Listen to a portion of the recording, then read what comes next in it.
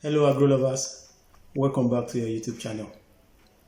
Thank you for subscribing, thank you for your likes, and thank you for your comments. If you are watching for the first time, this channel is dedicated to agro lovers, agripreneurs, and farm owners looking for a way to improve productivity of their farm, and also for people interested in practicing agriculture in a more sustainable and a profitable way. So if you are watching for the first time, kindly subscribe to this channel to have access to more videos. Thank you so much. Today I'll be discussing about plantain. I'll be talking about how to establish a profitable plantation for people who have interest in establishing a plantation. So as you all know, plantain is a tropical crop and in Nigeria is widely consumed by all. Everybody loves plantain, and the market is so enormous. The market for plantain is so big. Everybody across the country loves plantain, so there is market and it is profitable. But just like other crop, you cannot just rush in. If you rush in, you rush out. There are ways and manner by which you can do it profitably by taking the notes. So today's video, I'll be running you through the common mistake you have to avoid if you want to have a profitable venture in plantain farming. And also I'll be giving you some tips that will ensure profitability. Then briefly I will talk about marketing. So let's get to business. Firstly, I'll be sharing with you 3 to 4 mistakes to avoid when setting up your farm.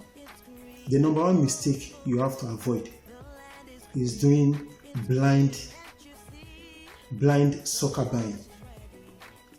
By this I mean you just buying sucker from anywhere or from online sources. I advise people, after preparing your land, then you need sucker to plant.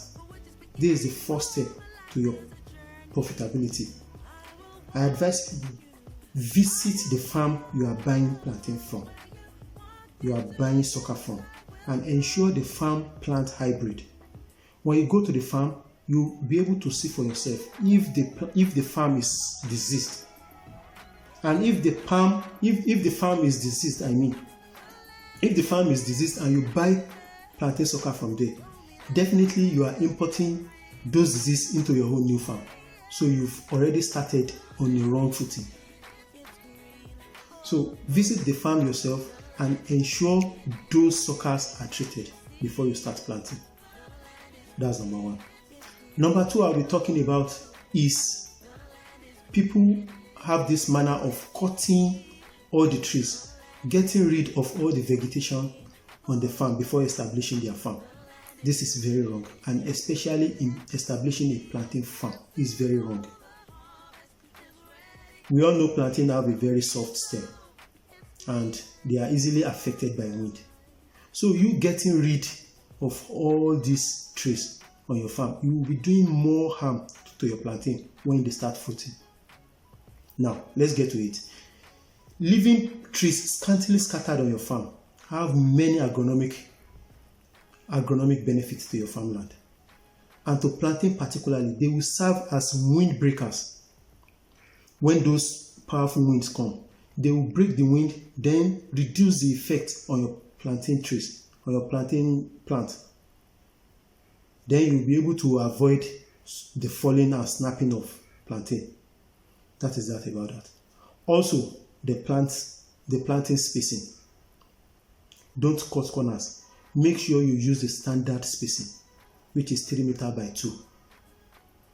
Because plantain, after planting, the 3rd or the 4th month, you will start having suckers.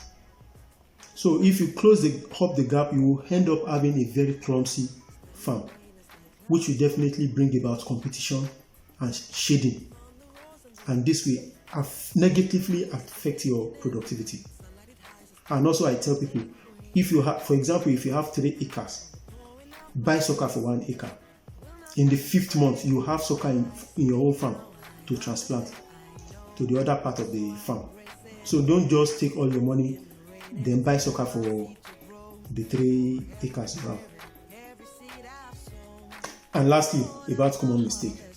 Why planting? If you don't have a source of water on your farm, or if you don't have irrigation on your farm, make sure you plant at the beginning of the rainy season. By planting at the beginning of the rainy season, maybe after the 3rd or the 4th rain of the year, your planting will have been established before the dry season sets in. So the dry season will not affect them. That's that about the mistake you have to avoid. Then the tips for more profitability. Number one thing I'll be talking about here is programmed planting.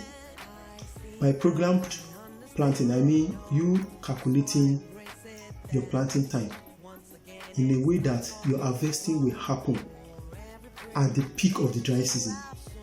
At this time, plantain command higher prices, like ×3 or ×2 of the original prices. That is the time when plantain prices will fly. So, and this is especially for people who have irrigation. If you don't have irrigation, you cannot do this. If you don't have irrigation, you plant at the beginning of the rainy season. But if you have a source of water on your farm or an irrigation system on your farm, you can do this program planting. You calculate 9 to 10 months, then you plant at that time, so that your harvesting will happen at the peak of the dry season. By this, you'll be smiling to the bank. By doing this, you'll be smiling to the bank. Another thing I'll be talking about is staking.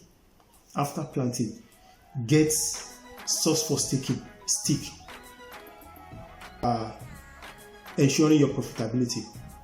After planting, I advise people to source for staking materials to stake their plantain towards the time of fruiting, because when plantain fruit, they tend to bend towards the side of the fruit, and you know plantain have a very soft stem, so you have to get ready the staking material to stake those plantain to avoid falling, because the falling of plantain during rainy season or during wind period account for higher losses. You can ask from plantain farmers. This is one of the major things that hit up the profit, so you have to guide against it. And also, I advise you to plant some windbreakers, some trees at the perimeter of your farm. This will also serve as a kind of protection for your plantain tree. Then you can you can prevent some breaking or snapping. And lastly, about marketing. Marketing of plantain is a very easy thing if you start early, if you start marketing early. But if you wait till the harvesting period before you start marketing, you will be at the mercy of the market women, which is very bad. So immediately you finish your establishment, start marketing, start telling people around you, your family, friends, colleagues in the office. Start reaching out to off-takers, to processors. And in marketing plantain, there are 3 channels. The first channel is you selling to the off-takers or the processors directly. This is best if you have a very big plantation. If you have a very big plantation, you reach out to the processors, people who produce plantain flour, plantain chips, ahead of time. So, and the most sweetest part of this is that those people, they buy in bulk. They buy in bulk, and you will be able to get your money in bulk after delivery. That's that about that. Secondly, you doing direct marketing.